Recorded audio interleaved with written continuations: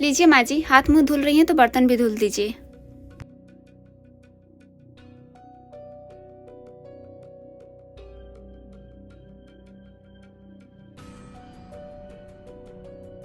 लीजिए माँ जी, कपड़े भी साफ कर दीजिए। बस करो बहू, कितना काम करवाओगी। अभी सब्जी तोड़ के आ रही हूँ, पानी भी नहीं पी। तो टंकी में पानी है ही, पी लीजिए। मैं ये के लिए सबका कपड़ा थोड़ी ना साफ करूंगी। सबका कहाँ साफ करती हो, अपना और तुम्हारे बाबूजी का तो मैं ही धुल देती हूँ। अपना अपना कपड़ा धुलने के बाद भी घर में बहुत सारे कपड़े रहते हैं माँ जी। बेडशीट, चद्दर, पर्दा, मच्छरदानी, क्या क्या गिनाऊं मैं। लीजिए धुल दीजिए।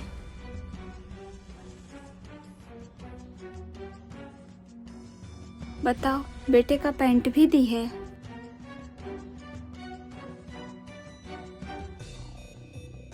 जेब चेक करना तो भूल ही गई मैं।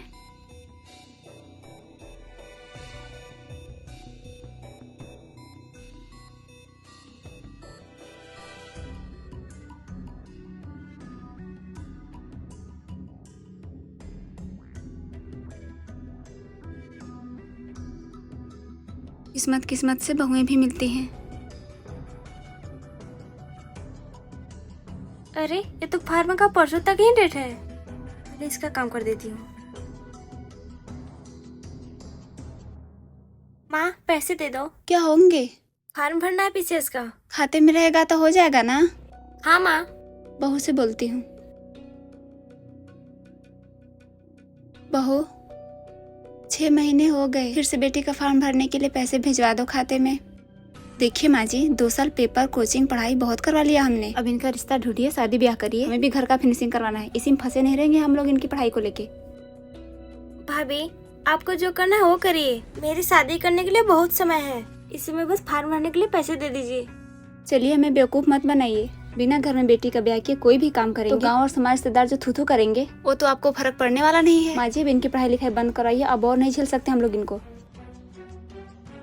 माँ चुप क्यों हो गई, कुछ तो बोलो। क्या तुमने बेटी के भविष्य तुम्हारी बहू तय करेंगी?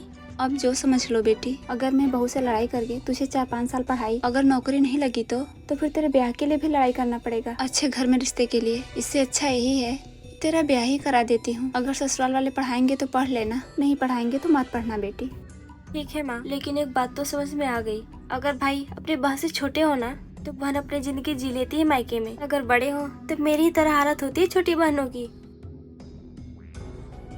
मैं कुछ नहीं कर सकती बेटी, हर माँ मजबूर होती है बेटे बहू से, बेटी के लिए।